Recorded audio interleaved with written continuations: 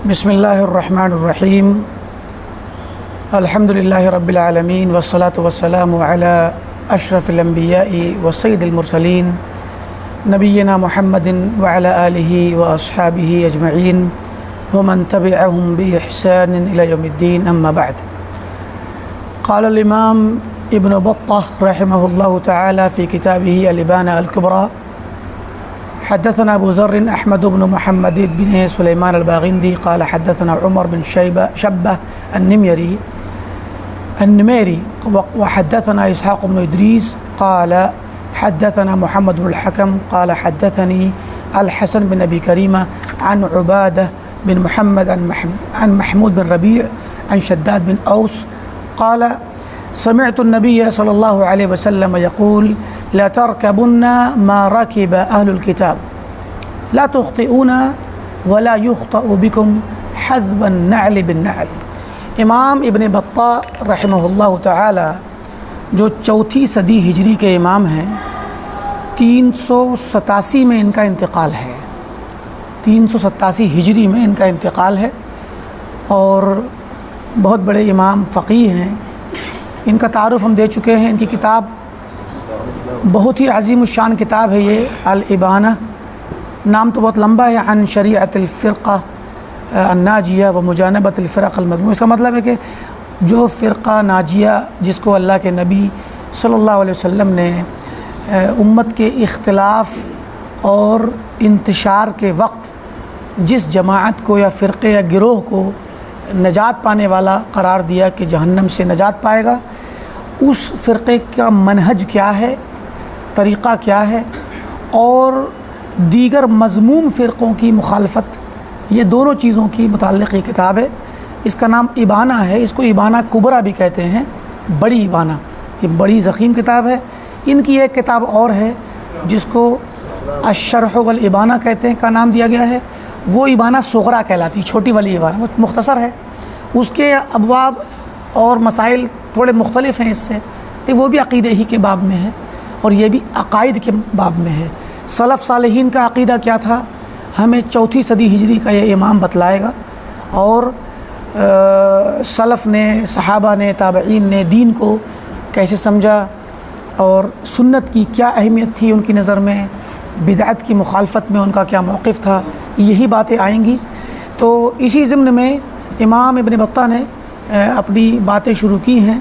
तो कुछ चीज़ें हमारे सामने आ गई थी, तो जिनमें बाज़ कुछ हदीस भी ला रहे हैं, वो बाज़ सलफ़ के अक़वाल लाएंगे जो ये बताएंगे या बता रहे हैं कि हमारा जो ज़माना यानी उनका ज़माना, वो 387 में इंतकाल कर रहे हैं। तो मान लीजिए कि 360, 365, 70 के ज़माने में ये किताब लिख रहे हों, 304 में या इस वक्त में शुरू में उनकी पैदाइश है, तो 40-50 साल की उम्र में किताब लिख रहे हों, तो साढ़े 350 के ज़माने में समझ लीजिए। आज 1450 का वक्त आ गया है, 1446, तो 346 में लिख रहे होंगे, तो 1100 साल पहले ये किताब लिखी गई है। तो 1100 साल पहले ये मुसन्निफ़ अपने ज़माने के हालात बतला रहे हैं कि कैसे हो गए हैं। पीछे मुक़द्दमा गुज़रा, उनका इब्तिदाई तमहीदी कलाम गुज़रा, उसमें उन्होंने बताया है कि ये उम्मत में बिदअतें फैल चुकी हैं और ज़लालत, गुमराही आम हो चुकी है, उम्मत में तफ़रक़ा पड़ गया है, फ़िरक़े बन गए हैं और ये हकीकत में अल्लाह ताला की तरफ से सज़ा है। मुसन्निफ़ ने कहा है फ़िरक़े बनना भी सज़ा है और बिदअतों का फैलना भी अल्लाह की सज़ा है जो अल्लाह ने उम्मत को दी है। और सज़ा क्यों दी है? क्योंकि ये उम्मत किताब व सुन्नत से हट चुकी है।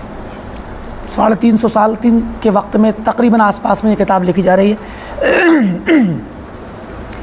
तो हदीस बयान करते हैं। इत्तिफ़ाक़ देखें, ये हदीस बड़ी प्यारी है। इसकी 168, हाँ, इस हदीस की इसनाद में एक सहाबी दूसरे सहाबी से रिवायत कर रहे हैं। अन महमूद बिन रबीअ अन शद्दाद बिन औस। महमूद बिन रबी ये सिगारे सहाबा में से हैं, छोटे सहाबा में से हैं। नबी वसल्लम के ज़माने में छोटे से थे, बच्चे थे।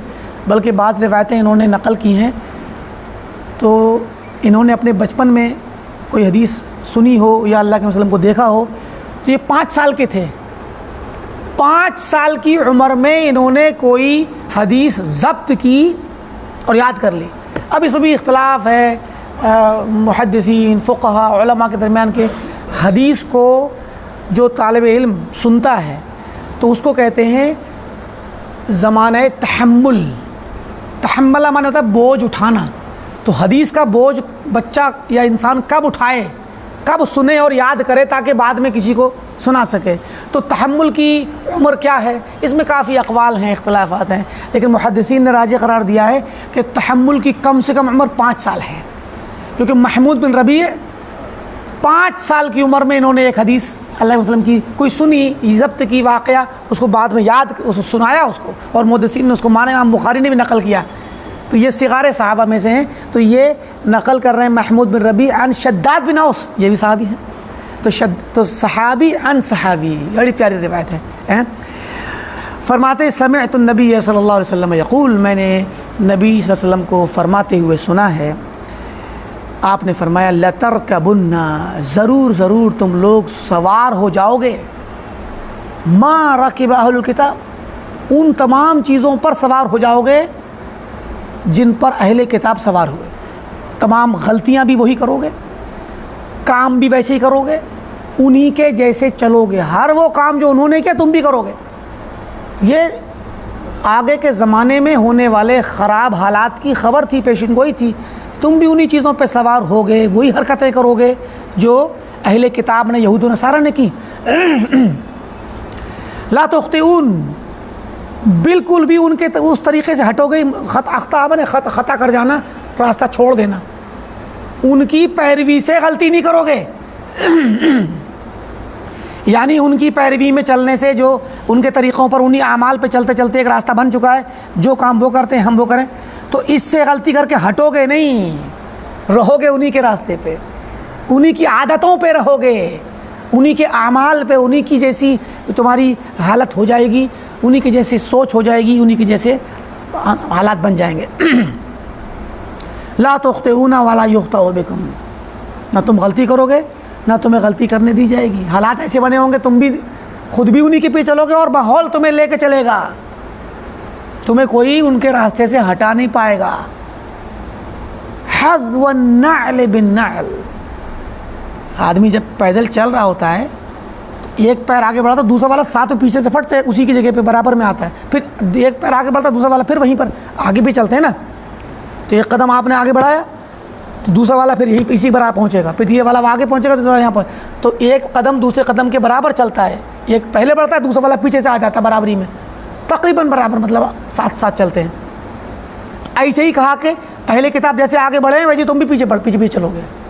एक कदम दूसरे कदम के बराबर में जैसे चलता रहता है पीछे पीछे, वैसे ही तुम भी अहले किताब के पीछे पीछे चलोगे। एक और रिवायत हम इस्नाद नहीं पढ़ेंगे तो उसको छोड़ देते हैं, बाज़ इस असानीद में कलाम भी है लेकिन उमूमी तौर पे माना सही है। तो आगे की रिवायत अबू हुरैरा रज़ियल्लाहु तआला अन्हु की फरमाते हैं कि क़ाल रसूलुल्लाह सल्लल्लाहु अलैहि वसल्लम लतअख़ुज़न्ना उम्मती बिअख़्ज़िल उमम क़ब्लहा। अब ये लफ्ज़ फ़र्क है लेकिन माना वही है। कहते मेरी उम्मत ज़रूर ज़रूर पकड़ेगी उसी चीज़ को जिसे पहले की उम्मतों ने पकड़ा था, मतलब वही रास्ता, वही तरीक़ा, वही अमल, वही सोच, वही आदतें, सब कुछ वैसे ही। शिब्रन बिशिब्रिन, बालिश बर बालिश, बराबर बराबर, मतलब एक बालिश के बराबर भी समझ लीजिए मुखालफत भी नहीं होगी, बल्कि उसके बराबर बराबर चलेंगे। आगे फरमाया वज़िराअन बिज़िरा, जैसे हमारा एक हाथ दूसरे हाथ के बराबर सामने बराबर बराबर में है, एक बालिश दूसरे बालिश के सामने है, ये भी मफ़हूम है इसका कि जैसे ये सामने इस वाले बाएं वाले के सामने, बाएं वाले दाएं के सामने, तो इसी तरीके तुम भी उन्हीं के बराबर बराबर चलोगे। या आप अगर एक कदम किसी, वो लोग एक कदम किसी में चले, एक बालिश चले, एक हाथ आगे चले हैं, तो तुम भी उन्हीं की तरह उसी रास्ते पे उतना ही चलोगे जितना वो चले, समझे कि नहीं। तो दोनों का मफ़हूम एक ही निकलता है कि उनकी मुशाबहत में जाओगे, उनके तरीक़ों पे जाओगे, उनके जैसे अमाल इख्तियार करोगे। अब इस पे मैं तबसरा करने की ज़रूरत नहीं है मज़ीद इस हदीस पर कि उम्मत में यहूद व नसारा की पैरवी, उनकी देखा देखी, उनकी मुशाबहत कितनी ज़्यादा पाई जाती है। इसको हम खुद ही सोच लें, हम खुद देखते हैं माहौल को, इस पर हमें तबसरा करने की ज़रूरत नहीं है। इन 2 हदीसों को पेश करने के बाद, इससे पहले 3 हदीसों को पेश करने के बाद फरमाते क़ाल शेख, इनके शागिर्द कहते हैं कि शेख इब्न बत्ता ने फरमाया व इन्नमा ज़करतु हाज़िहिल अहादीस फ़ी हाज़ल मौज़िअ मिनल किताब, मैंने अपनी इस किताब की इस जगह पे मैंने ये हदीसें पेश क्यों की हैं, क्योंकि लियअलमल उक़लाउ मिनल मुमिनीन, ताकि अहले ईमान में से अक्लमंद लोग जान जाएं, मोमिनों में जो अक्लमंद हैं वो जान जाएं, वज़वुल आराए मिनल मुमय्यज़ीन, और मुमय्यज़ कहते हैं वो बच्चा जो बड़ा होने लगे और अच्छे और बुरे की तमीज़ जिसको आ जाए। तो तमीज़ करने वाले, अब बच्चा ही मुराद नहीं बल्कि बड़े बूढ़ों तक सब मुराद हैं कि जिसको भी अच्छे बुरे की तमीज़ है। वो तो बच्चा कब तमीज़ के लायक होता है वो तो ये होता है, वरना तमीज़ की उम्र बालिग होने के बाद जवान बूढ़ापे तक, जब तक इंसान के होश हवास अक़ल कायम है, तमीज़ की उम्र होती है, जब तक कि सही बुरे गलत में तमीज़ कर सके।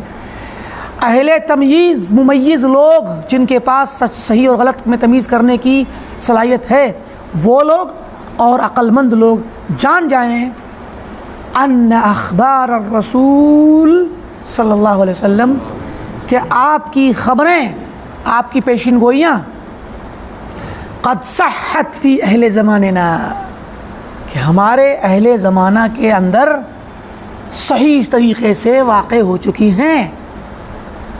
350 हिजरी में तकरीबन ये बात कही जाए कि अल्लाह के नबी सल्लल्लाहु अलैहि वसल्लम की पेशीन गोइयाँ जो ये गुज़री अभी अहादीस में, ये हमारे ज़माने में पूरे तौर पर सही तरीक़े से वाक़े हो चुकी हैं। तो फिर बाद के ज़मानों का क्या हाल होगा? तो कहते हैं फल यस्तदिल्लु बिसिह्हतिहा, अब चूँकि ये हदीसें सही हैं और सही तरीके से वाक़े हो गई हैं, तो इनकी सेहत को देखते हुए इस्तिदलाल करें, लोग समझें, इस्तिदलाल करें। किस बात पर इस्तिदलाल करें? अला वहशति मा अलैहि अहलु असरुना, उस वहशत पर, उस वहशत को समझें, उस अकेलेपन को, उस खौफनाक सूरत हाल को समझें जिसमें हमारे ज़माने के लोग जी रहे हैं। कि जब नबी सल्लल्लाहु अलैहि वसल्लम की ये अहादीस वाक़े हो गई, इसका मतलब क्या हुआ? हम यहूद नसारा के तरीक़े पे चल चुके हैं। अब यहाँ 2 तरह की वहशत है, एक वहशत और ख़ौफनाक सूरत हाल उमूमी लोगों की है जो यहूद नसारा के तरीक़े पे चल रहे हैं, चाहे दीन के नाम पर इख्तलाफ करके, बताया पीछे कि उम्मत में इख्तलाफ हो जाएगा, या दुनियावी चीज़ों में मुशाबहत और मुआफ़क़त इख्तियार करके उनके जैसे तरीक़ों पे चल के। एक वहशत तो ये है, और दूसरी वहशत ये है, इसके बारे में हदीस अभी आएगी आगे, कि जो लोग यहूद नसारा के तरीक़े से हट कर के सुन्नत पर चल रहे हैं, वो बेचारे भी तन्हा रह गए हैं, कम रह गए हैं, वो उसका भी जिक्र आएगा। तो दोनों तरफ, दोनों सूरतों में वहशत है। वहशत कब होती है? आदमी अभी किसी जगह बड़ा सा मकान, बड़ी जगह हो, चाहे घर हो, कोई हॉल हो, कोई हवेली हो, कोई जंगल हो, कोई मैदान सहरा हो, कहीं भी वो तन्हा हो तो वहशत महसूस करता है। तो जो खौफ और वहशत लगती है उसको, वही वहशत की बात कह रहे हैं कि इस वहशत को समझें। फलयस्तअमिलुल हज़र, जब वहशत का पता चल गया तो फिर डरें, इस्तेमाल करें डरने को, अपने दिल को डरने के मामले में इस्तेमाल करें। किस चीज़ से डरें? मिन मुवाफ़क़तिहिम व मुताबअतिहिम, यहूद नसारा की, अहले किताब की मुवाफ़क़त और उनके पीछे पीछे पैरवी करने से डरने को इस्तेमाल करें। यानी ये आज़म करें और अमल करके दिखाएं कि हमें यहूद नसारा के पीछे नहीं चलना है, न दीन के मामलात में न दुनियावी मामलात में। व यल्ज़मुन अल-लजा वल इफ्तिक़ार इलल्लाहि अज़्ज़ व जल, और लाजिम पकड़ लें अल्लाह ताला की तरफ पनाह लेने को, अल्लाह की तरफ पनाह लो। वल इफ्तिक़ार इलल्लाह, अल्लाह की तरफ अपनी ज़रूरत को महसूस करो कि हम अल्लाह के मोहताज हैं, अल्लाह की मदद के बग़ैर हम दीन पर नहीं चल सकते और फितनों से नहीं बच सकते। फिल इत्तिसाम बिहब्लिही, अल्लाह की मदद हमें चाहिए, हम अल्लाह के मोहताज हैं। किस में? उसकी रस्सी को मजबूती से पकड़ने में उसी के मोहताज हैं। उसकी रस्सी को मजबूती से तभी पकड़ पाएंगे जब वो हमारी मदद करेगा। वह तमस्सुक बिदीनिही, और उसके दीन को मजबूती से पकड़ने में हम अल्लाह की तरफ रुजू करें और उससे हम मदद तलब करें।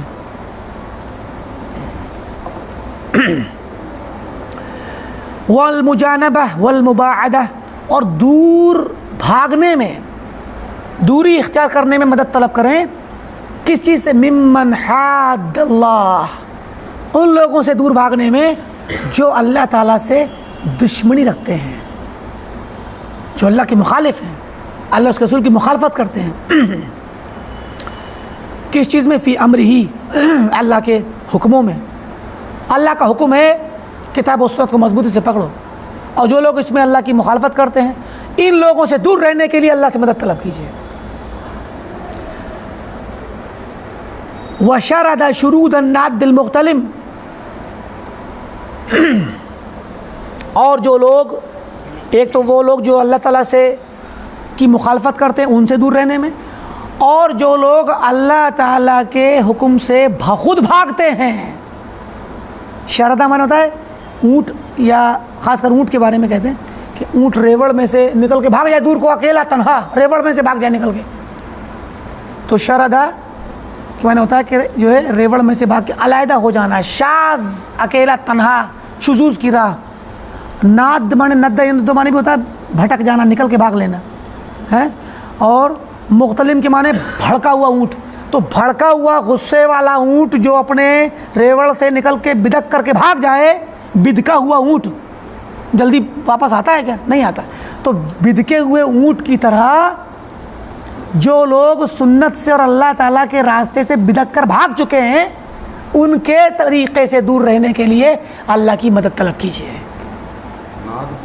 नद्दा या निद्दो नद्दन, वो नादुन, ना निदा नहीं है, वो नदा, वो नादा जुनादी मुनादात होता है। नद्दल बईर, ऊँट का बिदक के भागना, मतलब अपने भीड़ में से निकल के भाग लेना, अकेला झुंड से निकल के भाग लेना। तो फरमाया कि जो, और मुख्तलिम के माने होता है भड़का हुआ गुस्से वाला, गुस्से में जो ऊँट हो और बहुत ही ज़्यादा भड़का हुआ हो, अपने मालिक की बात ना सुनता हो, तो फिर भाग लेगा वो निकल के, वो सुनेगा नहीं, वो रुकेगा नहीं। तो उस ऊँट की तरह जो गुस्से में अपने रेवड़ से निकल के बिदक जाता, भाग लेता है, उसकी तरह जो लोग अल्लाह के नबी और अल्लाह ताला के तरीक़े से भागने वाले हैं, यानी किताबों सुन्नत से दूर रहने वाले लोग, तो इन लोगों को से दूरी इख्तियार करने में अल्लाह की मदद तलब कीजिए। ये मतलब है। वह अना अज़कुरु अयज़न, कहते अब मैं आगे मज़ीद ज़िक्र करूँगा, मिन हादिल अहादीस, इस तरह की हदीसों में से, इन हदीसों में से, वमा युज़ाहिहा, और जो इनके मुशाबे हैं, वमा युशाकिलुहा व युशाबिहुहा, जो इनकी जैसी और हदीसें मैं आगे पेश करूँगा। वमा हुवा फ़ी मानीहा, और ऐसी हदीसें जो इनके हम माना है, एक जैसे मायने की हदीसें मैं एक बहुत सारी लाऊँगा। लेतकून ज़ियादतन फ़ी, ताकि मज़ीद हमें बसीरतुल मुस्तबसिरीन, जो लोग अल्लाह के दीन में बसीरत हासिल करना चाहते हैं, उनकी बसीरत और बीनाई और उनकी दिल की फ़िक़्ह और समझ, उनकी बसीरत में इजाफ़ा हो जाए। व इबरतल लिलमुअतबिरीन, और इबरत पकड़ने वालों को मज़ीद इबरत मिले। व तंबीह लिलगाफिलीन, और जो लोग गाफिल हैं उनको तंबीह हो जाए, उन्हें पता चल जाए कि हालात क्या हैं और किस तरह सुन्नत नबवी में ख़बर दी गई है और हम कैसे हालात पे चल रहे हैं, तो तंबीह हो जाए, लोग होश में आ जाएं। अब ला रहे हैं हदीस अपनी सनद से। अन अबी हमने सनद छोड़ रहे हैं। अन अबी उमामा अल-बाहिली अन रसूलिल्लाहि सल्लल्लाहु अलैहि वसल्लम क़ाल, अबू उमामा बाहिली बड़े मशहूर साहबी हैं, तो उनसे उन्होंने रिवायत किया, आप सल्लल्लाहु अलैहि वसल्लम ने फरमाया, ला तनक़ुज़न्ना उरल इस्लाम उरवतन उरवा, इस्लाम के कड़े, इस्लाम की कड़ियाँ, इस्लाम एक ज़ंजीर की तरह है जिसमें बहुत सारे कड़ियाँ हैं जिसके अंदर, और जो एक दूसरे से जुड़ी हुई हैं। तो आपने फरमाया इस्लाम की कड़ियाँ एक एक करके खुलती जाएंगी, टूटती जाएंगी और धीरे धीरे इस्लाम ख़त्म हो जाएगा। ये आपने आगे के वक्त की ख़बर दी है। फ़कुल्ला मन इंतक़ज़त उर्वतुन, तो जब भी एक कड़ी टूटेगी तशब्बस अन्नासु बिल्लती तलीहा, तो लोग इसके बाद वाली कड़ी को पकड़ लेंगे मजबूती से, उसको छोड़ देंगे, भूल जाएंगे उसको। जो कड़ी टूट जाएगी यानी दीन का कोई हुक्म, दीन की कोई सुन्नत, इस्लाम के बारे में जो भी इबादत व अहकाम हैं उनमें से कोई चीज़ किसी इलाके में लोग भूल गए, सुन्नत मर गई, अब ऐसा नहीं कि उसको जगाएंगे बल्कि जो बची हुई है उसको पकड़ेंगे, जो लोगों में पहले से मारूफ बची हुई हैं। तो इस तरीके धीरे धीरे इस्लाम बिखरता जाएगा, ख़त्म होता जाएगा। फ़अव्वलुहुन्न नक़ज़न अल-हुक्म, सबसे पहले जो कड़ी टूटेगी वो होगी अल-हुक्म, बादशाहत या इमारत, खिलाफत, हुकूमत। हुकूमत की कड़ी जो कि पहले नंबर नबूवत से शुरू होकर के खिलाफत में आएगी, फिर खिलाफत के बाद बादशाहत में आएगी, ये आपने ख़बर दी। तो बादशाहों में दीन रहेगा, धीरे धीरे बादशाह दीन से दूर होते जाएंगे और हुकूमत से या हुकूमत के तरीक़ों से दीन इस्लाम ख़त्म होगा। पहली कड़ी ये होगी। व आखिरुहुन्ना सलाह, और आखिरी कड़ी सलात होगी। यानी दीन में जब तक सलात बाक़ी है तब तक गोया दीन की कोई कड़ी बाक़ी है, और फिर धीरे धीरे वक्त आएगा कि नमाज भी छोड़ दी जाएगी, ख़त्म हो जाएगी, तो फिर इस्लाम फिर कुछ नहीं बचेगा। तो ये आगे के ख़राब होने के हालात का ज़िक्र है। मज़ीद रिवायतें देखिए, आगे कहते हैं अन बेसनदिही अन अनस इब्न मालिक अन नबी सल्लल्लाहु अलैहि वसल्लम क़ाल, अनस रज़ियल्लाहु अन्हु की रिवायत है। अनस ये नबी सल्लम के ख़ादिम रहे हैं, इन्होंने खिदमत की है। जब आप मदीना तशरीफ़ लाए तो ये तकरीबन 8-10 साल के दरमियान उम्र थी। बाद तो मैं 10 साल बाद में 8 साल तो हो सकता है, 8 से कुछ ऊपर हों, तो ये राउंड ऑफ जो कर देते हैं ना, राउंड फिगर, तो राउंड ऑफ में गोया इनको 10 साल कह दिया गया हो। तो जब ये आप वसल्लम मदीना आए तो हज़रत अनस की वालदा उम्मे सुलैम इनको लेकर के आई प्यारे नबी वसल्लम के पास और कहा, या रसूल अल्लाह, मदीना के तमाम अंसारियों ने, ना उनमें कोई मर्द बचा है ना औरत बची, सब ने किसी न किसी ने आपको कोई ना कोई तोहफ़ा ज़रूर दिया है। किसी ने दावत की हो तो किसी ने कुछ दिया हो तोहफ़ा। हर मदीना के अंसार के हर घर से कोई ना कोई तोहफ़ा मिला है आपको। मेरे पास तो कोई तोहफ़ा है ही नहीं देने के लिए, बस मेरा ये बेटा है 8 साल का, 10 साल का, मैं ये आपको तोहफ़े में देती हूँ, आपकी खिदमत करेगा। तो आप सल्लम ने उनको खिदमत के रख लिया। हज़रत अनस रोज़ाना सुबह को जाते थे और शाम तक मस्जिद नबी में आपके साथ में रहा करते थे, जहाँ भी आप जाते खिदमत करते, हत्ता कि सफ़र में भी आप जाते तो साथ खिदमत करते। ये 10 साल के करीब आपने खिदमत की। तो ये हज़रत अनस का तारुफ़ है। इन्होंने हदीस बयान की है, बड़ी प्यारी हदीस है। क़ाल इन्नल इस्लाम बदअ गरीबन, इस्लाम शुरू हुआ था अकेला, तन्हा। गरीब कहते हैं अरबी ज़बान में, गरीब का माना होता है तन्हा, अजनबी। अभी आप किसी शहर में जाएं, नए शहर में जहाँ कोई आपको ना पहचानता हो, आप वहाँ गरीब हैं, गरीबुद्दार हैं। उर्दू में जो गरीब है वो असल में फ़कीर के माने में ले लिया गया, मोहताज के माने में, लेकिन अगर देखें तो वो उसके अंदर भी तन्हाई का मीनिंग है। जो बेचारा गरीब हो गया, वो पीछे रह गया, तन्हा रह गया, उसके पास माल और खाने पीने के हालात, आम लोगों से वो दौड़ में पीछे है, आम लोगों के मुकाबले में वो बेचारा अजनबी ही है। कोई महफिल होगी पैसे वालों की तो वो बेचारा बुलाया नहीं जाएगा, है तो वो अजनबी, उसे कोई नहीं पहचानेगा, सब पैसे वालों को पहचानेंगे। तो इस माने में गरीब का माना जो उर्दू में है उसमें भी अजनबियत का मीनिंग है, लेकिन ज़्यादातर माना गरीब का फ़कीर, मोहताज, कल्लाश, जिसके पास माल ना हो, दौलत ना हो, पैसा खाने पीने को ना हो। लेकिन अरबी ज़बान में गरीब का माना है जो कहीं किसी नई जगह पे गया, अजनबी, स्ट्रेंजर, नया शख्स जिसे कोई पहचानता ही नहीं है। होता है ना, कभी आपकी मस्जिद में कोई नया इंसान किसी दूसरे शहर से, किसी अलग दूर दराज से आए तो आप नहीं पहचानते कौन है, तो चाहे वो कहीं बहुत मशहूर हो लेकिन आप नहीं पहचानते। फरमाया इस्लाम शुरू हुआ था इब्तिदा में अजनबियत के आलम में। मक्का के अंदर कोई नहीं पहचानता था इस्लाम को। एक शख्स मुसलमान हुआ तो उसके लोगों ने बड़ा ताज्जुब से देखा, या आप सल्लल्लाहु अलैहि वसल्लम ने दावत दी, आपकी नबूवत को भी देखा गया बड़ी अजनबियत से, और आपके साथ सलूक भी बहुत सख्त किया गया। तो अजनबी बन कर के, अजनबी की हालत में, तन्हाई की हालत में इस्लाम शुरू हुआ था। फिर धीरे धीरे धीरे धीरे बढ़ता चला गया, लोगों में तारुफ़ हुआ इस्लाम का, लोग इस्लाम को पहचानने लगे, इस्लाम को का एतराफ़ किया, मानने लगे, इस्लाम में दाखिल होने लगे। इस्लाम ने क़ुव्वत पकड़ी, फैल गया, दुनिया पे हुकूमत भी की, बहुत कुछ हुआ। आपने बताया मेरा ये दीन हर जहाँ तक लैल व नहार है वहाँ तक जाएगा, हदीस में आया है।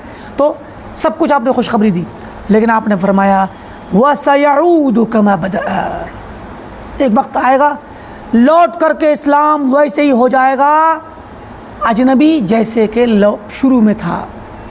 फ़तूबा लिलग़ुरबा, तूबा के माने एक तो खुशखबरी का होता है, अच्छी बिशारत, दूसरा जन्नत के अंदर एक मकाम भी है।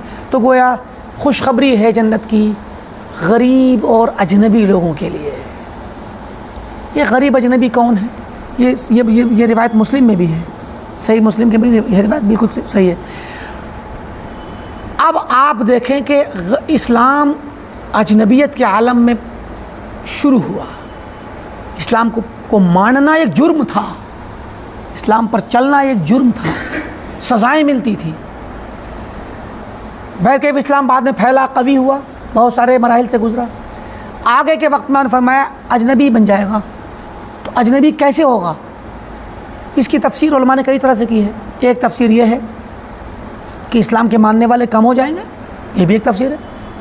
जैसे मक्का में कम थे मानने वाले शुरू में, वैसे कम हो जाएंगे, बाज़ इलाक़ों में कम होंगे। और वो हालत हर जगह दुनिया में हमेशा रहती है। किसी इलाक़े में, मोहल्ले में, किसी गाँव में, शहर में कोई मुसलमान नहीं है, तो एक शख्स मुसलमान होगा तो उस ख़ानदान, उन लोगों के लिए वो अजनबी है, और वो वही मुसीबत उठाएगा जो मक्का में सहाबा ने उठाई थी। ये भी एक शक्ल है। एक शक्ल ये है कि बाज़ रिवायतों में इसकी तफसीर भी आई है कि गुरबा कौन है। गुरबा यानी अजनबी लोग कौन है जिनको आप खुशखबरी दे रहे हैं। आपने फरमाया अल्लदीना युस्लिहूना मा अफ़सदन्नास, और बाज़ रिवायतों में कि अल्लदीना यस्लुहूना इज़ा फ़सदन्नास।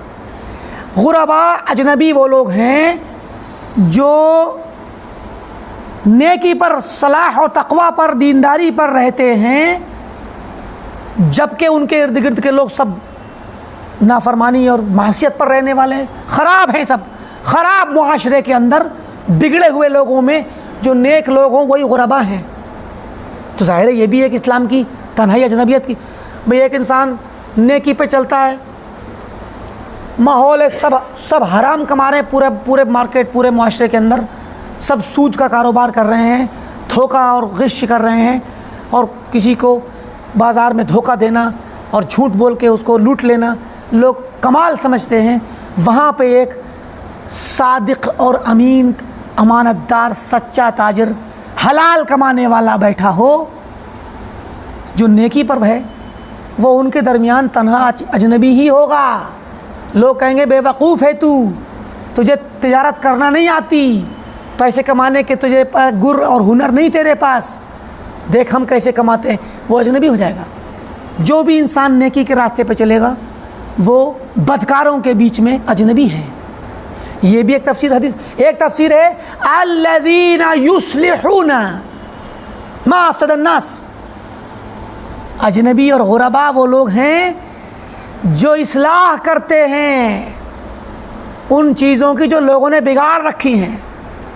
अकायद बिगाड़ लिए हैं, अकायद की इस्लाह करने वाले अजनबी हैं। एक इंसान शिर्क करता है, उसको परवाह नहीं। आप जाके बोलिए भाई आप ये काम जो कर रहे हैं वो शिर्क है, वो आपको गलत कहेगा।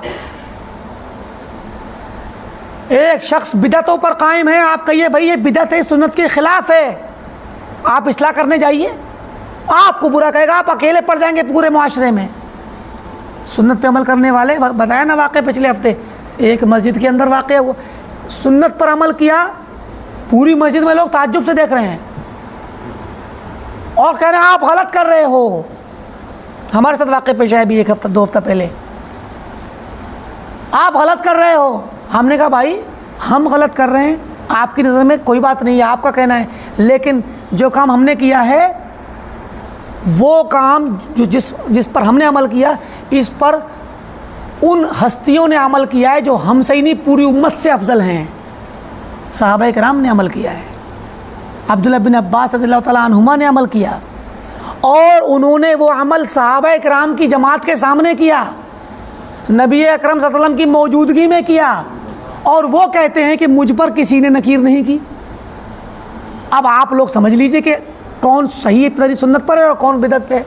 और इत्तेफाक ये कि उस मस्जिद में एक जगह कहीं पर एक छोटा सा बोर्ड लगा हुआ है, कोई हदीस जिक्र लिखी हुई है, तो वो हदीस उर्दू में लिखी है, हज़रत अब्दुल्लाह बिन अब्बास रज़ियल्लाहु अन्हु फरमाते हैं मतलब अब्दुल्लाह बिन अब्बास रज़ियल्लाहु तआला अन्हुमा की शख्सियत उस मस्जिद में भी, हालांकि वो लोग भी सहाबा का बहुत एहतराम करते हैं, मारूफ़ है, बोर्ड पे लगी है हदीस। तो हमने कहा ये शख्सियत जो है इन्होंने ये अमल किया था जो आज हमने किया है, और आप इसको गलत समझ रहे हैं, जबकि इन्होंने गलत नहीं समझा और इन्होंने सहाबा के सामने किया, उन्होंने गलत नहीं समझा, और वो हस्तियाँ हमसे ही नहीं क़यामत तक आने वाली पूरी उम्मत के तमाम अफराद से अफजल हैं। तो अल्हम्दुलिल्लाह बहरहाल उन्होंने बाद में इसको सुन लिया, गर्चे माने ना माने उनकी, फिर एतराज़ नहीं किया। मुराद क्या है, लोग बिदअत पे चल रहे हैं, आप सुन्नत की बात कीजिए, आप अजनबी, आप गलत हैं, तो इस्लाह करने वाला अजनबी है। बड़ी प्यारी रिवायत है ये, सलफ़ियों के लिए, अहले हदीसों के लिए ये रिवायत, इस गुरबा की तफसीर की ये रिवायत बड़ी तसल्ली बख्श है और बड़ी इत्मीनान देने वाली है। लोगों ने फसाद मचा रखा है, अकायद ख़राब कर लिए, मनहज ख़राब कर लिया, सुन्नत से हट गए, बिदअत पे चले गए, मतलब गुमराहियों में चले गए, वो तो सब मारूफ़ है। लेकिन बाज़ वो ऐसे लोग भी जो हदीस को और सुन्नत को और सलफ़ियत को एक अपने अंदाज की मनमानी तफसीर करके पेश कर रहे हैं, वो बहुत ख़तरनाक फितना है। फितने पर हैं, उसको सलफ़ियत का नाम दे रहे हैं, ख़वारिज के मनहज पर हैं, सलफ़ियत का नाम दे रहे हैं, सलफ़ के तरीक़े पर मंसूब कर रहे हैं।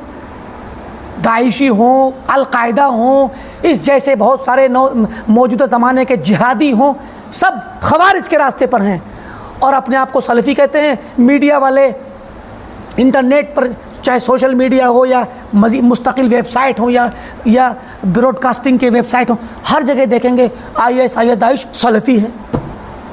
तोहमत लग रही है सलफ़ियत की, और सलफ़ियत पे तोहमत लग रही है खुरूज व बगावत की।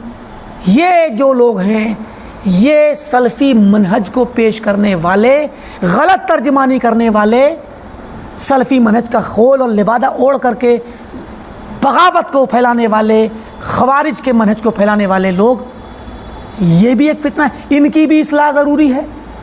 आप उनकी इस्लाह करने चलेंगे, आप ही पर लान तान शुरू हो जाएगी।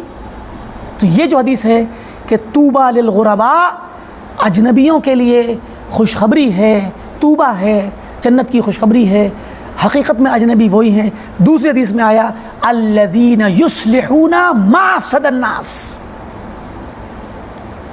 जो लोग इस्लाह करते हैं। अब इस्लाह के दर्जात हैं।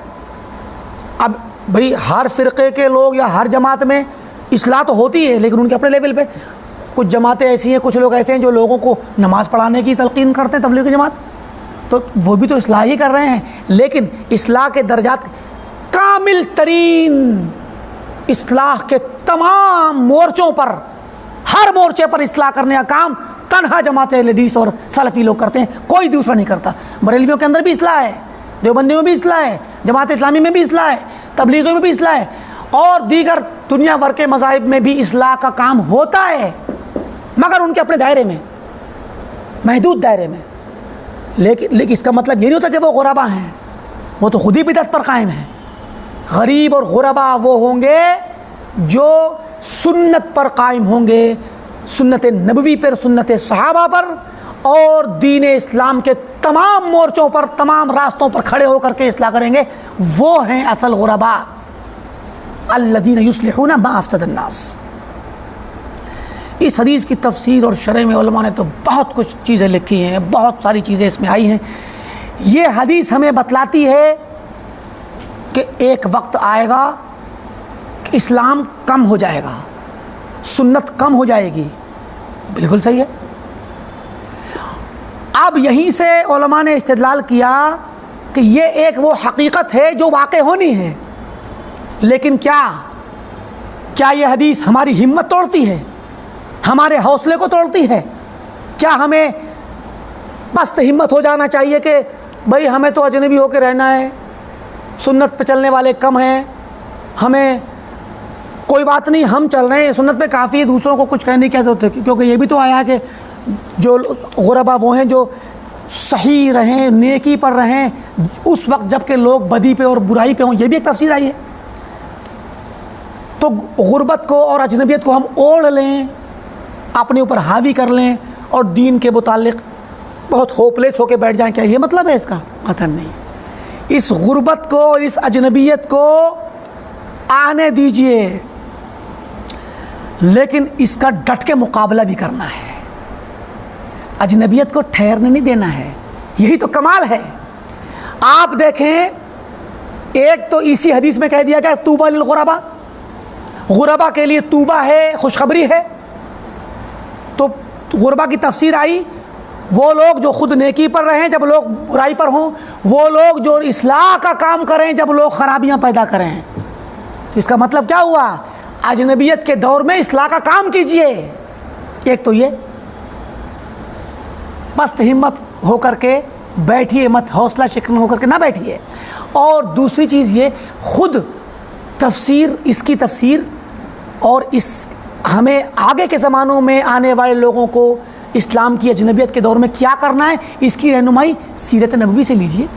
इस्लाम शुरू हुआ था अजनबियत में और आखिर में अजनबियत आएगी। तो आखिर की बाद के ज़मानों की अजनबियत के लिए इब्तिदाई ज़माने की अजनबियत से हमको क्या लेना? रोशनी लेनी है, हिदायत लेनी है।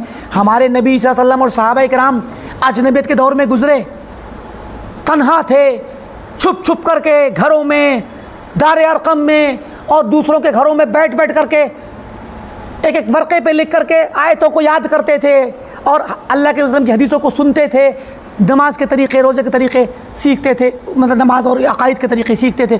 मुराद ये कि छुप छुप करके इस्लाम पर चलते थे, लेकिन हिम्मत नहीं हारी। अज़ाब आया, हिम्मत नहीं टूटी, हौसला नहीं टूटा, तकलीफ़ें आईं, सज़ाएँ हुईं, दीन की खातिर माल और जायदाद छीनी गई, घर से निकाले गए, दीन बचाने के लिए हबशा गए, एक बार गए, दोबारा फिर गए, फिर मदीना गए।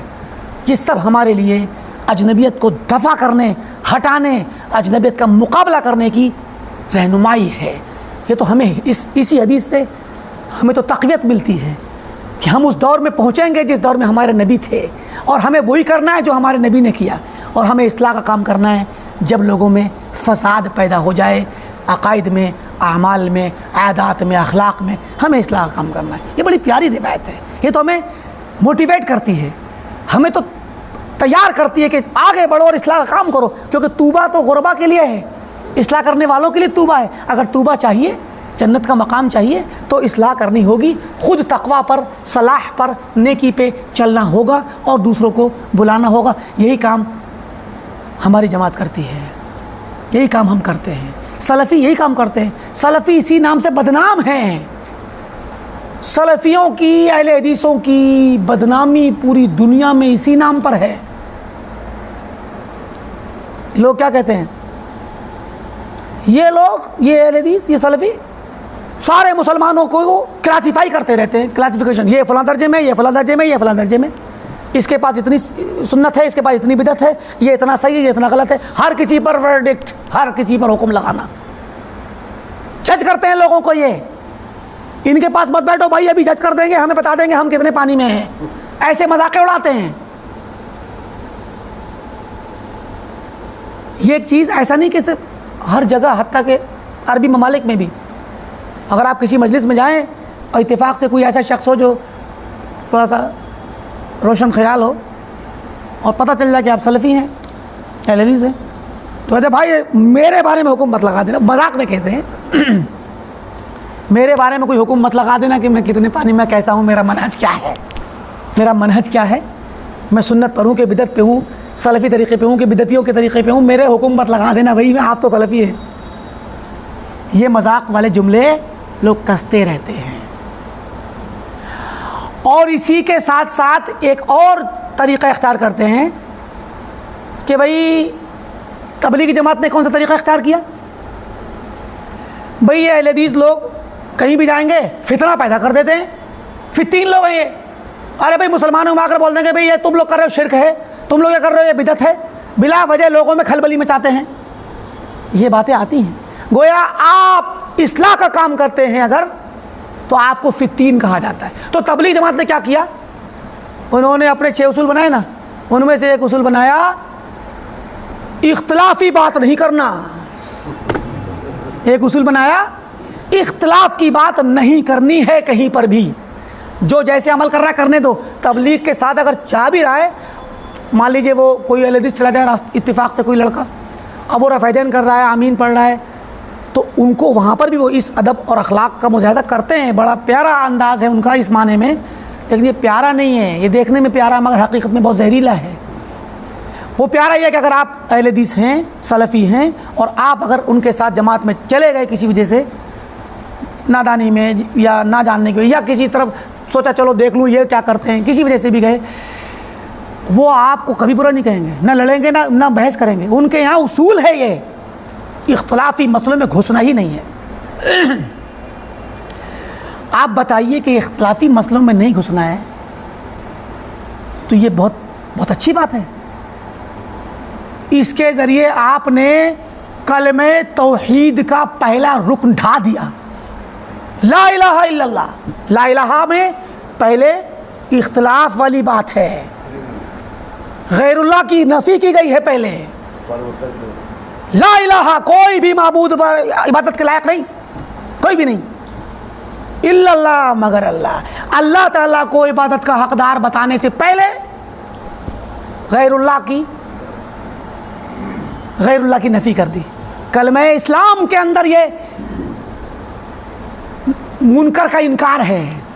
इख्तिलाफ, ये इख्तिलाफ ज़रूरी है, इसके बगैर इस्लाम का वजूद ही नहीं है। चल लीजिए आप, शिर्क की नफ़ी नहीं की, कुफ्र की नफ़ी, कुफ्र की मुखालफत नहीं की, तो इस्लाम का वजूद नहीं है।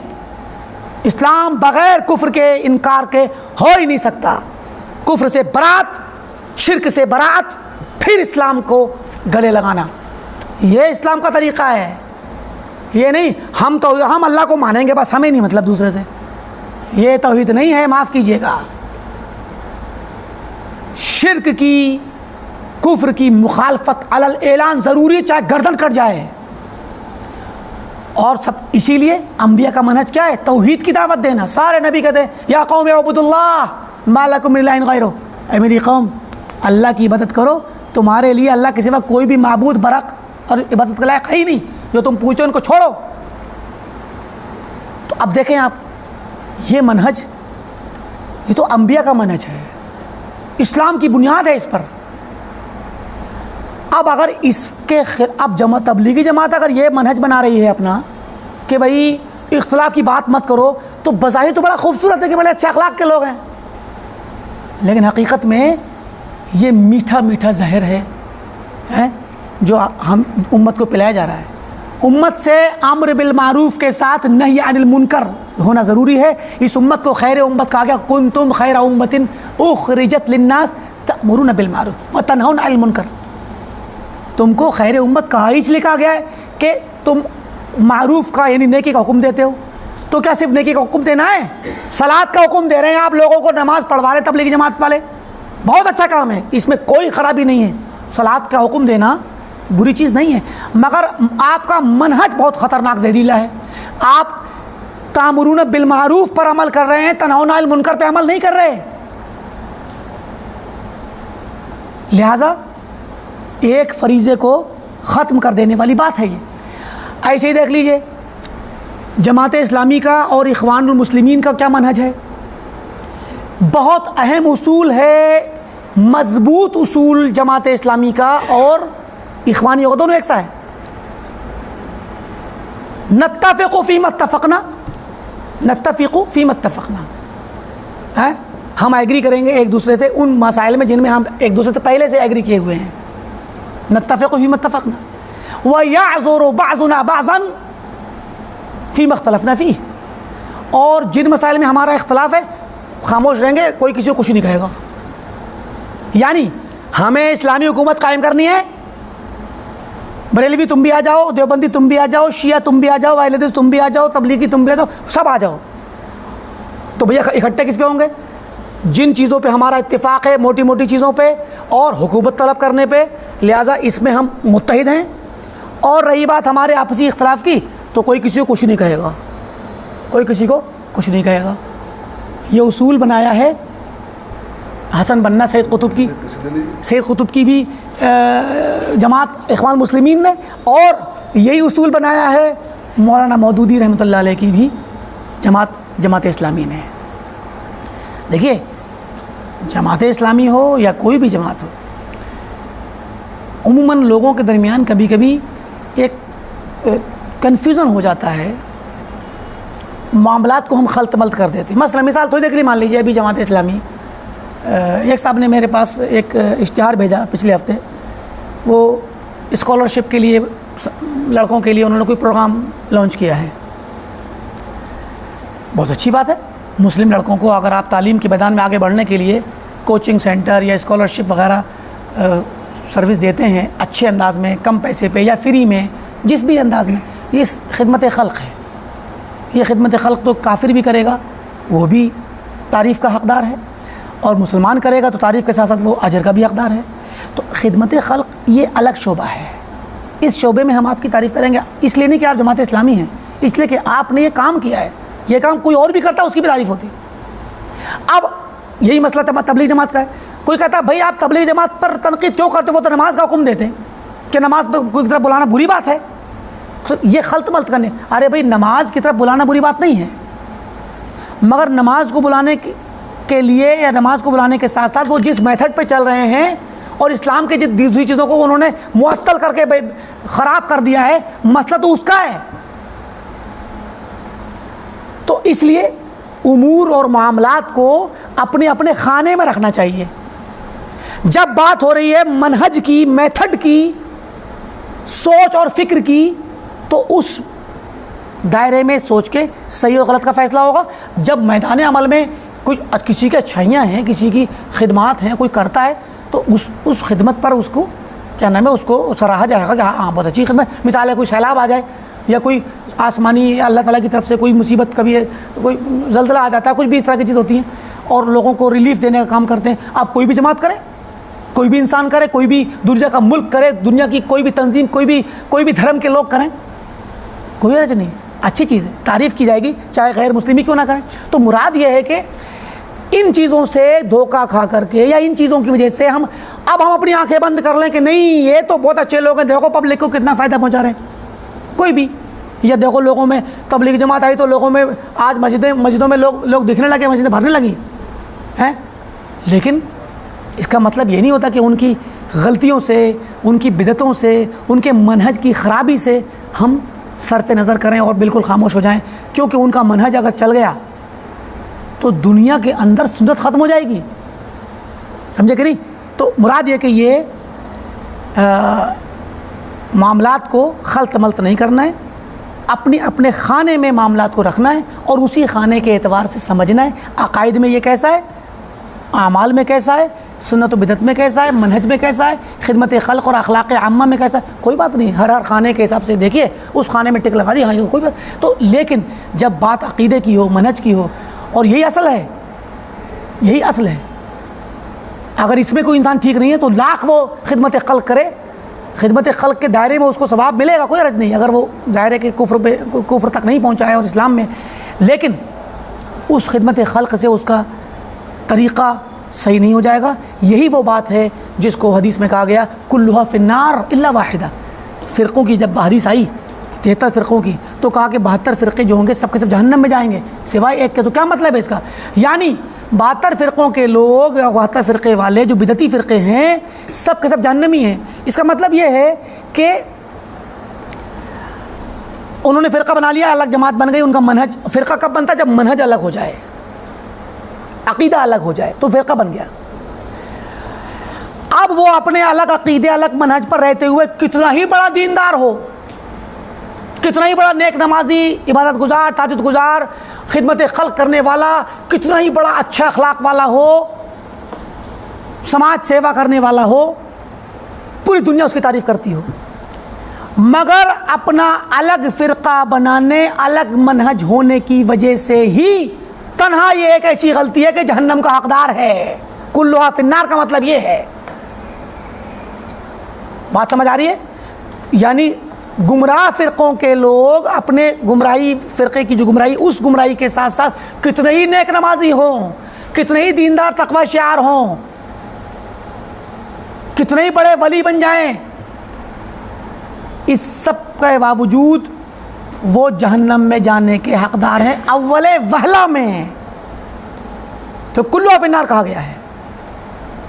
वो अलग बात है कि अल्लाह ताला किसी की नेकी को देखकर, किसी के जज्बे को देखकर, किसी की जहालत को देखकर, किसी को बेचारे को पता नहीं था, किसी का कोई उज़्र हो और उसकी बिदत, जिस बिदत पे वो खड़ा होकर के फ़िरक़े में गया है वो बिदत कुफ्रिया ना हो, वो बिदत कुफ्रिया ना हो, और उसके पास कोई नेकी हो, जज्बा हो, इखलास हो, कोई किसी दीगर चीज़ से अल्लाह ताला उसको अगर बख्श दे तो ये उसका रहम व करम होगा, वरना वो अपनी इसी फ़िरक़े वारियत की वजह से तन्हा इसी गलती की बिना पे जहन्नम में जाने का हकदार है।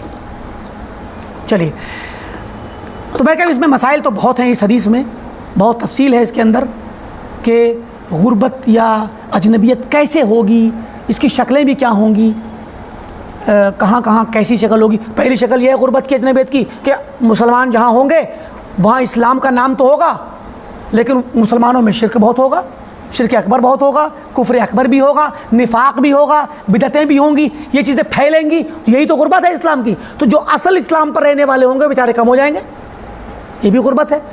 गुनाहों का फैलना, मासियत का फैलना। अब देखिए, कोई इलाका ऐसा हो सकता है कि सब अहले सुन्नत हों, सब अहलुल हदीस हों, सलफ़ी हों, सुन्नत पर चलने वाले हों। ऐसे बास गाँव इलाके होते हैं, बिहार, झारखंड और बंगाल के इलाकों में पूरे शहर, पूरे इलाके अहले हदीस हैं और सुन्नत वाले हैं, मगर अब उनके अंदर क्या खराबी आएगी? उनके यहाँ गुर्बत का तरीक़ा होगा, लोग दीन पर कायम नहीं है, बददीन हैं, नमाज, रोज़ा, हज, ज़कात छोड़ना और बदअमालियों में मुब्तला होना, सूद खोरी में, हराम खोरी में, धोखेबाजी में, इन चीज़ों में मुब्तला हो जाना। तो कसरतुल इस्यान, गुनाहों की कसरत, बदअमाली की और बददीनी की कसरत, ये भी हो जाएगी, समझे कि नहीं? तो इस तरीक़े से बहुत सारी शक्लें दीन की बनेंगी जिसमें दीन अकेला रह जाएगा, दीन पर अमल करने वाले कम रह जाएंगे। तो यही गुरबा हैं और उनको हुक्म दिया गया है कि वो अपने दीन पर डटे रहें और ख़ुद भी नेकी पर रहें और इस्लाह का काम करें और इसमें हिम्मत ना हारें। हदीस आगे हदीस है आमिर बिन आस रज़ियल्लाहु तआला अन्हु की, कहते हैं, आमिर बिन आस फरमाते हैं, नहीं, अब्दुल्लाह बिन आमिर बिन आस रज़ियल्लाहु अन्हु फरमाते हैं, कानन निफाक़ु ग़रीबन फ़िल ईमान। कितनी प्यारी रिवायत है। शुरू के ज़माने में ईमान था, मुसलमान ज़्यादा थे, ईमान ज़्यादा था। साहबा जब मुसलमान हो गए, मदीना आ गए अल्लाह के वसल्लम, तो ईमान ज़्यादा था। निफाक ईमान के दरमियान कम था, ईमान ज़्यादा था और निफाक कम था। वयुशिकु अन यकूनल ईमानु ग़रीबन फ़िन निफाक, लेकिन करीब है ऐसा वक्त आए, ये सहाबी जलील अब्दुल्लाह बिन आमिर बिन आस फरमा रहे हैं, करीब है कि ऐसा वक्त आ जाए कि निफाक ज़्यादा हो जाए और ईमान कम हो जाए, है। तो ये उसी की तरह से है, गुर्बत वाली रिवायत की तरह। आगे की रिवायत है, हुज़ैफ़ा बिन यमान रज़ियल्लाहु ताला अन्हु से पूछा गया, यूशिको का मतलब करीब है, हाँ, कादा यकाद, करीब होना, करीब है वो वक्त। हुज़ैफ़ा बिन यमान रज़ियल्लाहु ताला अन्हु साहबी हैं, उनसे पूछा गया, आ तरकत बनु इसराइल दीनहा फ़ी यौम, क्या बनी इसराइल ने कभी किसी दिन अपने दीन को छोड़ा था? क्या ऐसा वक्त आया था कि बनी इसराइल ने अपने दीन को मुकम्मल छोड़ दिया हो? क़ाल ला, ऐसा कभी नहीं हुआ कि बनी इसराइल दीन से हट के, दीन मुकम्मल छोड़ के कहीं और चले गए, यहूदी नसरानी। क़ाल वलाकिन्नहुम कानू, मगर मुश्किल उनकी ये थी, इज़ा उमिरू बिशै तरकूहु, जब उन्हें दीन का कोई हुक्म दिया जाता, मसलन हमारे दीन में सलात का हुक्म दिया गया, नमाज रोज़े का हुक्म दिया गया, हज का, ज़कात का, और भी सिलतुल अरहम का, बिर्र वालिदैन का, बहुत सी हुक्म। जब उन्हें हुक्म दिया जाता किसी चीज़ का, उसे छोड़ देते थे, उस हुक्म पर अमल नहीं करते थे। वइज़ा नुहू अन शै रकीबू हो, और जिस चीज़ से मना किया जाता था, अगर किसी चीज़ से मना किया गया ये काम नहीं करना, वही करते थे। ठीक, हत्तन सलखू मिन दीनिहिम, यहाँ तक कि वो अपने दीन से बाहर निकल गए। कमा यंसलिखु अर्रजुलु मिन कमीसिह, जैसा कि आदमी अपनी जब कमीज़ उतारता है तो कमीज़ के बाहर आ जाता है, जैसे आदमी अपनी कमीज़ के बाहर हो जाता है, कमीज़ बाहर निकल जाती है और वो बाहर आ जाता है कमीज़ के या कुर्ते के या किसी भी लिबास के, ऐसे ही बनी इसराइल दीन से धीरे धीरे बाहर निकल गए। छोड़ा नहीं था दीन को, गाला कटाओ, धीरे धीरे निकल के ऐसे के बाहर आ गए। ऐसे ही एक और रिवायत हुज़ैफ़ा रज़ियल्लाहु अन्हु की है, फरमाया कि अव्वल मा तफ़क़िदून मिन दीनिकुम अल-खुशू। बहुत ही ये रिवायत सहीहैन वगैरह के अंदर भी आ रही है, बाज़ रिवायतों में मतलब बहुत ही मशहूर रिवायत है ये कि अव्वल मा तफ़क़िदून मिन दीनिकुम, अपने दीन में सबसे पहले जो चीज़ तुम खोओगे, दीन धीरे धीरे टूटेगा ना, तो सबसे पहले क्या टूटेगा, सबसे पहले क्या खोओगे? फरमाया अव्वल मा तफ़क़िदून मिन दीनिकुम, सबसे पहली चीज़ जिसे तुम अपने दीन में से खो दोगे, खो बैठोगे, अल खुशू, खुशू खुजू छोड़ दोगे। सलात में खुशू, खुशू किसे कहते हैं? हाजिर दिमागी, हाजिर कल्बी, अल्लाह ताला से बात कर रहे हैं आप, आपका दिमाग, आपका दिल अल्लाह ताला के साथ जुड़ा रहे, जमा रहे, हाजिर रहें, क्या पढ़ रहे हैं वो याद रहे, क्या बात कर रहे हैं अल्लाह से वो याद रहे, इबादत की हरकतें आगे वाली याद रहें, पीछे की याद रहें, कितनी पढ़ ली, कितनी बाकी, क्या बाकी, और मुकम्मल फोकस इबादत पर, रब से मुनाजात पर, दिल जमई, दिल का जमा रहना। सुभान अल्लाह, ये माना सिर्फ बोलने का रह गया है, इल्ला माशाअल्लाह, इल्ला माशाअल्लाह। तो कहा कि सबसे पहले तुम अपने दीन में खुशू को खो दोगे,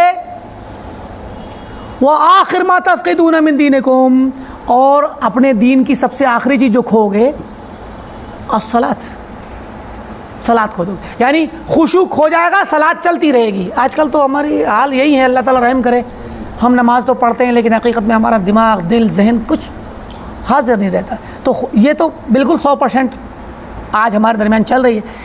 बस इतना है कि जो लोग नमाज़ पढ़ रहे हैं या मस्जिदों में नमाज कायम है, तो अभी वो वाली हालत नहीं आई कि दीन में सलात को खैराबाद कह दिया जाए। वला तुसल्लियन निसा, एक वक्त ऐसा आएगा औरतें नमाज पढ़ेंगी, वहुन्ना हुय्यज़, हालत हैज़ में, मतलब पाकी का कोई ख्याल रह ही नहीं जाएगा। अब या तो इसलिए रह जाएगा कि उन्हें पता ही नहीं होगा मसलों का, बताने वाला कोई नहीं होगा कि हालत हैज़ में नमाज नहीं पढ़नी है औरत को, अहले इल्म ख़त्म हो जाएंगे, दीन के दर्स देने वाला, दीन की बातें बताने वाला कोई नहीं होगा। औरत हालत हैज़ की, नापाकी की हालत में नमाज पढ़ेगी का मतलब यह हुआ कि उस बेचारी को बताने वाला कोई है ही नहीं, ना वो खुद सीख रही है, ना उसे सिखाने वाला कोई है। इब्तिदाई तौर पे तो हम यही वाला माना लेंगे जो हुस्न ज़न पर महमूल है, और दीन के खो जाने का मफ़हूम भी यही है, दीन के अजनबी होने का मफ़हूम भी यही है। वरना दूसरा माना इसका यह है कि लोग जुरत करने लगेंगे, जुरत करेंगे, दीन का मजाक उड़ाएंगे, सलात तो अदा करेंगे नापाकी की हालत में, मगर नापाकी, तो ये वाला मीनिंग भी आ सकता है जिंदीकों की तरफ से, मुल्हिदों की तरफ से, दीन का मजाक उड़ाने वाले। आजकल आपने सुना होगा कुछ वक्त में एक औरत इमाम बन गई, पीछे मर्द नमाज पढ़ रहे हैं, तो ये क्या है? ये जुरत है, ये दीन के ख़िलाफ़ बगावत है, दीन का मजाक है। तो ऐसे ही कोई बैद नहीं कि वो इस तरह की औरतें और कोई दूसरे मुल्कों में, दूसरी जगहों पे आएँ जो हालत हैज़ में नमाज़ पढ़ें, कोई बैद नहीं है। दीन का मजाक उड़ाने वाले बहुत हैं। तो ये माना भी है इस हदीस का, और ये माना हम इसको 2 नंबर पर रखेंगे ज़ईफ़ में। कवी माना, राजे माना ये रहेगा कि एक वक्त ऐसा आएगा कि दीन को पढ़ने वाले तहारत के मसाइल तक नहीं जान पाएंगे, पढ़ाने वाला कोई नहीं होगा, दीन को सिखाने वाला कोई नहीं होगा।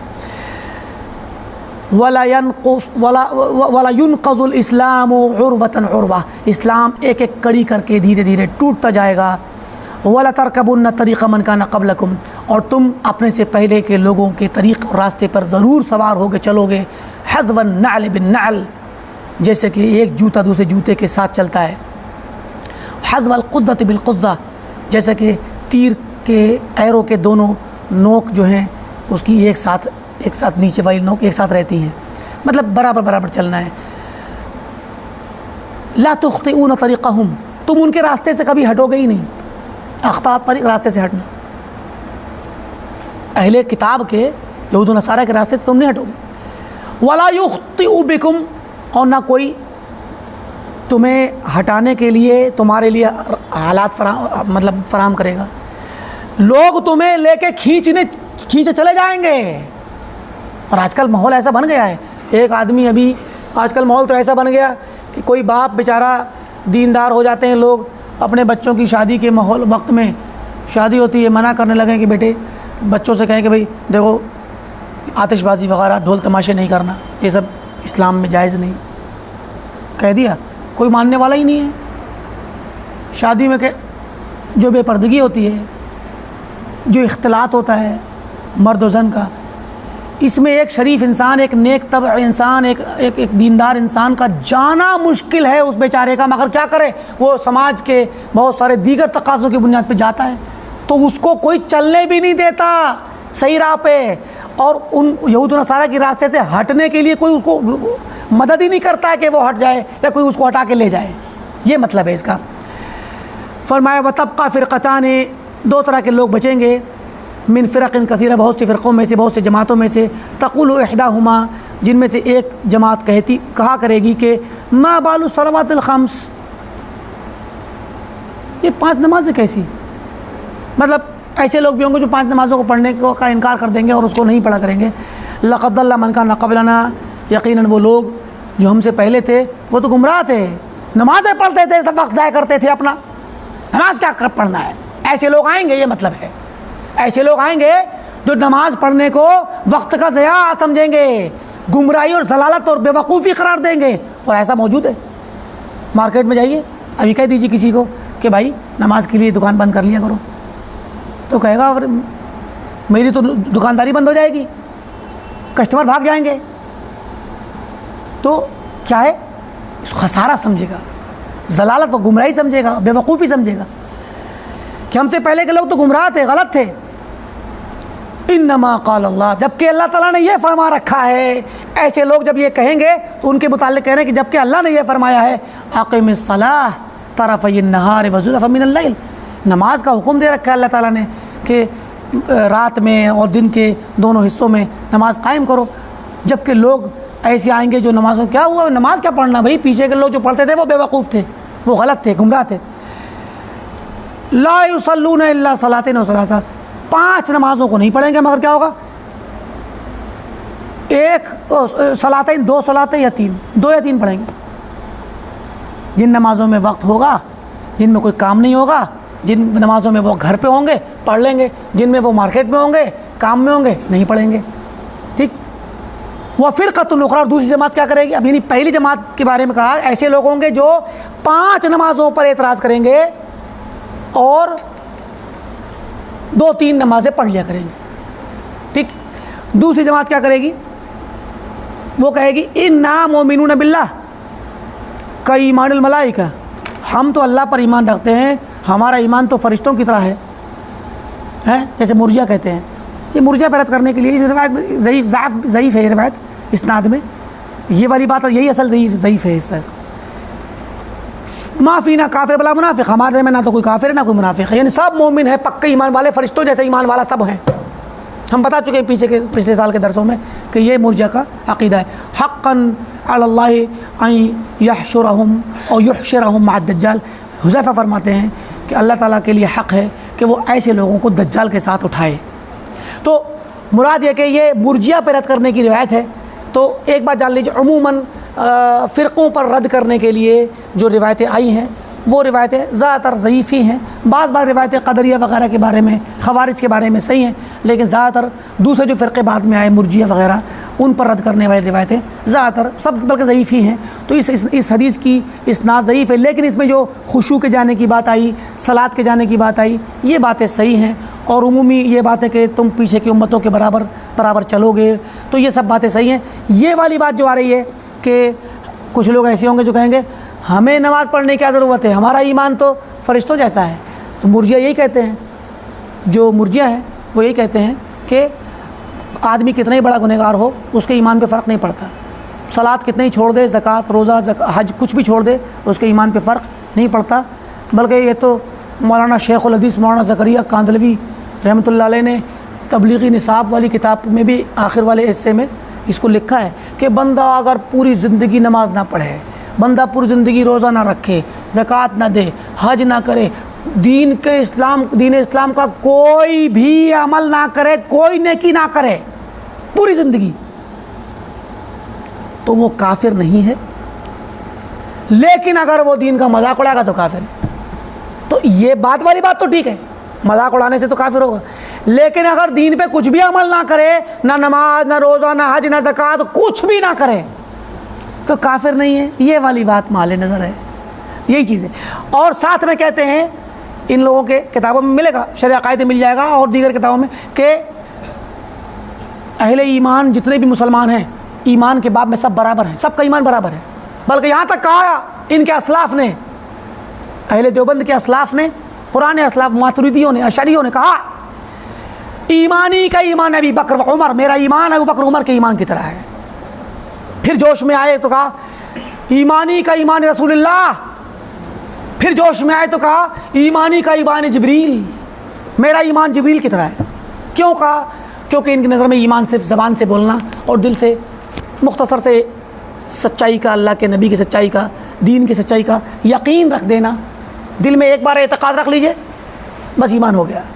ज़बान से अदा कर दीजिए एक बार, इतना कर देने से इनका ईमान मुकम्मल है। तो अगर ईमान यही है तो ज़ाहिर बात ये इतना ही तो अबू बकर ने भी कहा, उमर ने भी कहा रज़ियल्लाहु अन्हुम, और यही बात अल्लाह के नबी भी जानते हैं और जिब्रील भी जानते हैं। लेकिन ईमान ये नहीं है। सलफ़ कहते थे, हसन बसरी वग़ैरह ने कहा कि और दीगर सलफ़ ने कहा कि अबू बकर रज़ियल्लाहु ताला अन्हु इस उम्मत के सबसे अफजल तरीन उम्मती हैं, नबी सल्लम के बाद इस उम्मत के सबसे अफजल शख्स है। अबू बकर को फजीलत उमर पे, उस्मान पे, अली पे, दीगर साहबा पे किस चीज़ से मिली? कसरत सलात से, कसरत सौम से, कसरत ज़कात से, कसरत सदक़ात व खैरात से नहीं।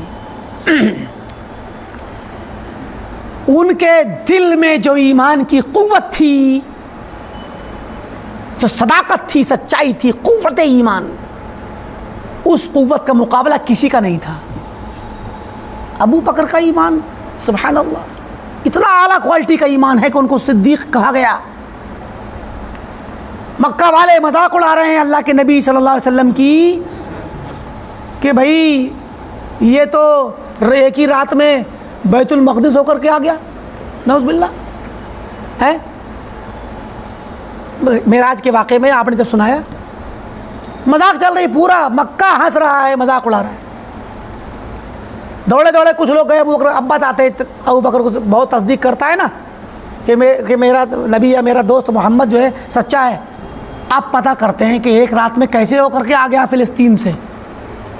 ये आम हालात में तो बहरकैफी नामुमकिन है, लेकिन नबी के लिए एक अलग इस्तिस्नाई हुक्म है, मोजज़ा है।